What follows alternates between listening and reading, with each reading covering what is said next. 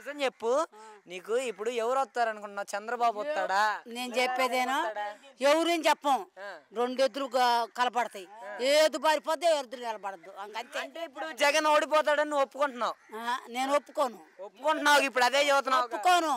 ఒప్పుకోను. ఏం చేస్తావు ఒప్పుకోక? నువ్వేం చేస్తావు ఒప్పుకోకపోతే? చంద్రబాబు నాయుడు గెలవడని. గెలుస్తాడు అంటున్నాడు. నేను కూడా గెలుస్తాడు అంటున్నా. ఈసారి ఎట్టి పరిస్థితుల్లో జగన్ జైలుకు పంపిస్తామంటున్నారు. పంపిస్తే వాడిని కూడా పంపిస్తారు, చంద్రబాబును కూడా పంపిస్తారు. కాదు, అసలుకి జగన్ ఈ పథకాలు ఇవ్వడం వల్ల ఉపయోగం ఏంటంటావు? అసలు ఎందుకంటే లేబర్ని మొత్తాన్ని బతికిస్తాడు. కాదు, మరి పథకాలు నేను కూడా ఇస్తా అంటున్నాడు చంద్రబాబు నాయుడు. ఆడియడు ఇచ్చినా మేము వేయం. ఎందుకు ఇవ్వపోయినా మేము వేయం. 5,000 అంటున్నాడు పెన్షన్. మరి 5,000 కాదు, నువ్వు 10,000 ఇచ్చిన మాకు వద్దు. 10,000 ఇచ్చిన వద్దు. జగన్ 2,000 ఇచ్చిన చాలా. మరి పెన్షన్ పెంచుతా అంటున్నాడు, 3,500 అన్నాడు జగన్. మరి మాట ఇచ్చాడు, నిలబెట్టుకుంటాడా? ఎందుకు నిలబెట్టుకోడు? నిలబెట్టుకుంటాడు. కాదమ్మా, అసలుకి పెన్షన్ ఊరి మీది మాదా? మళ్ళీ అడుగు.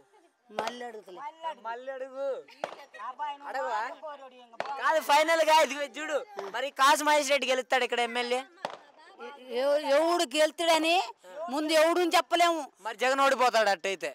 జగన్ ఓడిపోతాడు, చంద్రబాబు నాయుడు కూడా ఓడిపోతాడు. అదేంది మరి? నువ్వు ఒప్పుకో, ఎవరు గెలుస్తారో నువ్వు ఒప్పుకో, ఎవరు గెలుతారని నాకు తెలియదు. మరి నాకు కూడా తెలియదు. అంటే జగన్ ఓడిపోతాడు?